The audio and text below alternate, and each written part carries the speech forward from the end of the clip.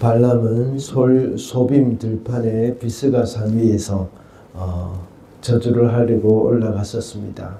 지난 시간은 우리가 두 번째 저주 시도를 위한 것을 우리가 보았습니다. 그러나 두 번째 시도에도 역시 실패를 했죠.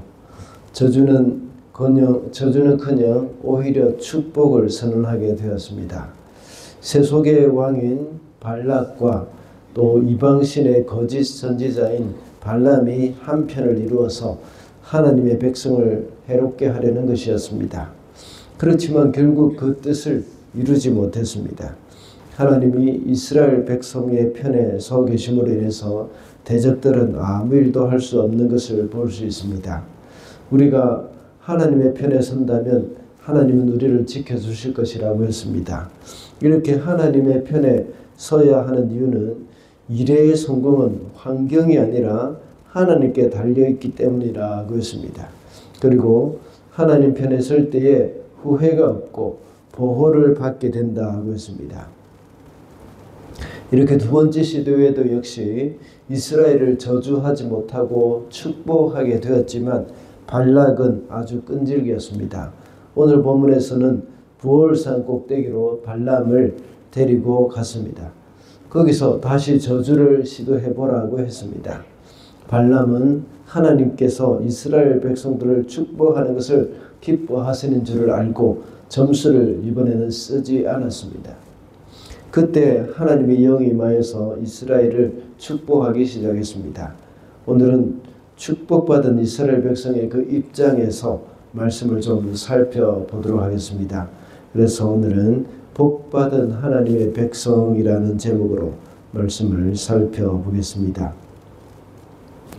첫째로 복받은 하나님의 백성의 삶은 아름답다는 것입니다. 5절 말씀입니다. 야곱아 너의 장막이 어찌 그리도 좋으냐, 이스라엘아 너의 사는 곳이 어찌 그리도 좋으냐. 여기서 좋다는 말에 개역개정 성경에서는 아름답다로 번역을 해놓았습니다. 그리고 이어서 6절과 7절의 말씀이 조금 더 구체적으로 그 아름다움을 표현을 하고 있습니다. 이 모든 것은 하나님이 그것을 지으셨고 또 하나님께서 그것을 보호하셨기 때문에 아름답다는 것입니다. 그래서 6절에서는 주님께서 심으신 침향목 같고 시냇가에 심은 백향목 같다고 말씀하고 있습니다. 이와 같이 하나님의 백성들에게는 모든 것이 하나님이 지으셨고 하나님이 그것을 가꾸셨다는 것을 말씀을 하고 있습니다. 우리 성도들의 삶도 역시 하나님이 그 삶 가운데 개입하셨고 그들의 삶, 성도들의 삶을 인도해 나가시기 때문에 성도들의 삶은 아름다운 것입니다. 성도의 삶은 모두가 다 그러하죠. 성도의 삶이 태평성대를 누리고 또 부귀 영화를 누린다고 해서 그것이 아름다운 것은 아닙니다. 비록 여러 가지 고난이 있지만 고난으로만 끝나는 것이 아니라 고난의 열매도 누릴 수 있게 됩니다. 우리가 요셉의 삶을 볼 때에 그 삶은 참으로 아름답다고 말을 할 수 있지 않습니까? 요셉이 이집트의 총리가 되었고 성공적인 삶을 살았기 때문이 아닙니다. 요셉이 어렸을 때부터 하나님이 주신 꿈이 있었습니다. 그리고 그 꿈을 이루어가는 과정 가운데 하나님께서 하나님 앞에서의 그 정직함과 순전함이 있었지 않습니까? 그런데 믿음으로 살아가는 그에게는 또 예기치 못한 그 고난도 있었습니다. 그 고난을 극복하는 그 열매를 보았기 때문에 요셉의 인생은 아름다웠던 것이죠. 다윗도 마찬가지이고 다니엘이나 사도 바울도 역시 마찬가지지 않습니까? 그들의 인생이 아름다운 것은 하나님이 그들의 인생을 빚어 가셨기 때문입니다. 우리 성도들의 인생도 역시 마찬가지입니다. 하나님이 우리의 인생을 하나님의 뜻대로 빚어 가실 수 있도록 주님께 우리를 내어드려야 합니다. 그렇게 할 때에 우리의 삶은, 성도로서 우리의 삶은 아름다운 삶이 되어질 것입니다. 둘째로 복받은 하나님의 백성의 삶은 풍요롭습니다. 7절 말씀입니다. 물통에서는 물이 넘치고 뿌린 씨는 물을 흠뻑 먹을 것이다. 그들의 임금은 악악을 누르고 그들의 나라는 널리 위세를 떨칠 것이다. 물통에는 넘쳐만 나는 물이 있습니다. 그리고 뿌린 씨에는 물을 흠뻑 먹을 것이라고 말씀하고 있습니다. 넘친다는 말과 흠뻑 물을 먹는다는 것은 풍요로움을 표현을 하고 있는 것이죠. 이것은 6절의 말씀과 연결이 됩니다. 그래서 하나님이 공급해 주셨기 때문에 이렇게 풍요롭다는 것이죠. 광야 40년의 세월을 돌아볼 때에 이스라엘 백성들은 정말 풍요로운 삶을 살았습니다. 그들에게 하나님께서 만나를 주셨고 메추라기를 보내주셨습니다. 신명기 8장 4절과 29장 5절에 보면 그들이 광야를 지나는 동안 옷이 헤어지지 아니하였고 발이 부르트지 아니하였다고 말씀을 하고 있습니다. 이스라엘 백성들이 사는 동안 끊임없는 하나님의 공급하심이 나타났고 또 그것을 통해서 이스라엘 백성들은 40년의 그 메마른 광야, 아무것도 없는 그 광야를 잘 통과해 갔던 것이죠. 우리 성도들의 삶에 있어서도 하나님의 공급하심을 늘 우리가 믿어야 합니다. 그것을 잊어서는 안 되겠습니다. 들의 백합화를 보라. 길쌈도 하지 않지만 솔로몬의 모든 영광으로도 입은 옷이 입꽃 하나만 못하다 하고 예수님께서 말씀하시지 않았습니까? 그리고 공중에 나는 새를 보라. 또 심지도 않고 거두지도 않고 창고에 모아들이지도 않지만 하나님께서 그들을 기르신다 하고 말씀하셨습니다. 광야와 같은 이 세상을 살아가는 우리 성도들도 역시 마찬가지입니다. 하나님의 공급하심, 그 하나님이 우리에게 허락하시는 그런 것들을 우리가 생각할 때에 우리는 정말 풍요로운 삶을 살아가는 것이죠. 성도들의 삶이 풍요로운 이유가 무엇입니까?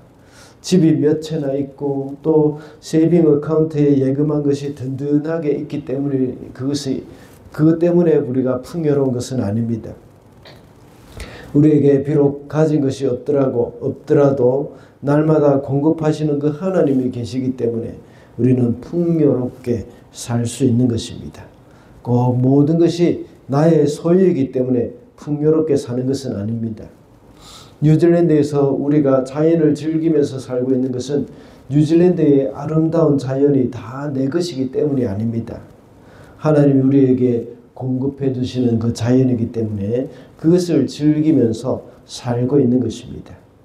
그러므로 우리도 역시 살아가는 동안에 물질을 의지하는 것이 아니라 하나님을 의지하면서 살아갈 때에 풍요로운 삶을 살 수 있다는 것을 기억을 해야 하겠습니다. 마지막으로 복받은 하나님의 백성은 복의 통로가 됩니다. 9절 말씀입니다. 엎드리고 웅크린 모양이 수사자 같기도 하고 암사자 같기도 하니 누가 감히 일으킬 수 있으랴. 너에게 복을 비는 이마다 복을 받을 것이요 너를 저주하는 자마다 저주를 받을 것이다. 발람이 한 말이지 않습니까? 그뿐만 아니라 발람은 24장 1절을 보면 자기가 이스라엘에게 복을 빌어주는 것이 바로 주님의 눈에 좋게 보였다는 것을 알고 있었습니다. 발람은 하나님이 이스라엘 백성들을 축복하기를 원하실 뿐만 아니라 이스라엘 백성들을 축복하는 자는 그를 복을 주시고 저주하는 자는 그에게 저주를 내리신다는 것도 그 역시 발람은 알고 있었습니다. 이것은 이스라엘 백성들이 복의 통로라는 사실을 말씀을 하고 있는 것입니다. 이것이 하나님의 백성의 정체성입니다. 하나님께서 이스라엘 백성들로 하여금 복의 통로를 삼으셔서 또 다른 민족에게 복을 주시기를 원하십니다. 하나님은 아브라함에게도 말씀하셨죠. 내 씨로 인하여 만민이 복을 받게 될 것이라고 했습니다. 곧 그리스도를 일컬어서 하시는 말씀이죠. 이와 같이 우리 성도들로 인하여서 만민이 복을 받게 할 수 있는 방법은 무엇일까요? 그것은 우리가 복음을 전하는 것입니다. 우리 주위에 있는 사람들에게 전도를 할 뿐만 아니라 이 세상에서 하나님을 알지 못하는 민족들에게 복음을 전하는 것이 바로 복의 통로가 되는 길입니다. 그러므로 복의 통로로서 우리는 기회가 되는 대로 복음을 전하며 살아가야 하겠습니다. 하나님의 백성들은 복을 받은 자들이라 하고 있습니다. 그러나 많은 사람들은 이 복을 깨닫지 못하고 살아갈 때가 많습니다.